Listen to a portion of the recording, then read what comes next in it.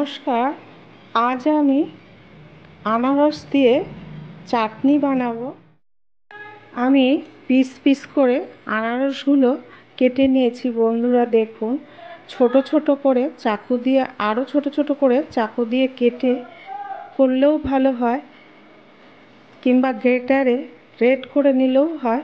আমি মিক্সিং বোলে দিয়ে একটা পাক ঘুরিয়ে নেব, তাহলে দেখুন কত সুন্দর হবে।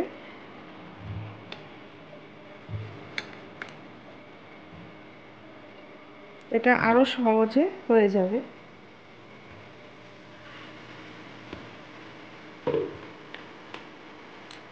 তাই পেস্ট হয়নি, দেখুন হালকা হয়েছে।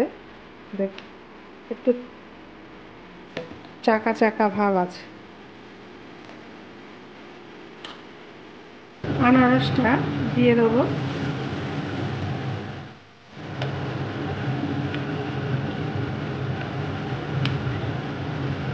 বিয়ে বাড়িতে আমরা আনারসের চাটনি খাই, কেননা বিয়ে বাড়িতে পাঁপড় দিয়ে আনারসের চাটনি দিয়ে খেতে ভালোই লাগে।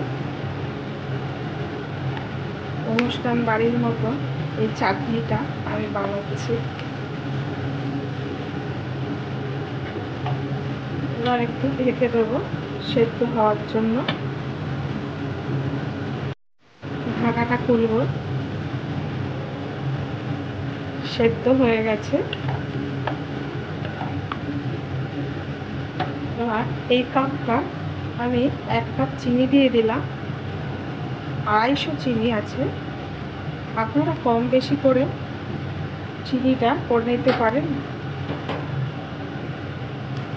আনারসের চাটনিটা খুবই ভালো লাগে খেতে পাঁপড় দিয়ে।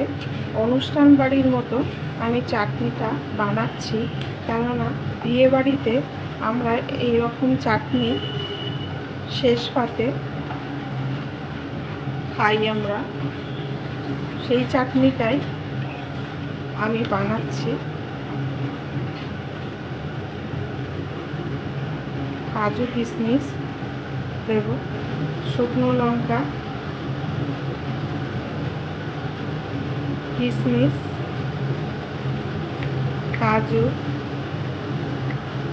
বিয়ে বাড়িতে চাটনিটা খুবই ভালো লাগে শেষ পাতে। এবার লেবু দিয়ে দেবো অর্ধেকটা লেবু দিলে ফ্লেভারটা ভালো আসে, খেতেও ভালো লাগে। আপনারা লেবুটা অবশ্যই দেবেন।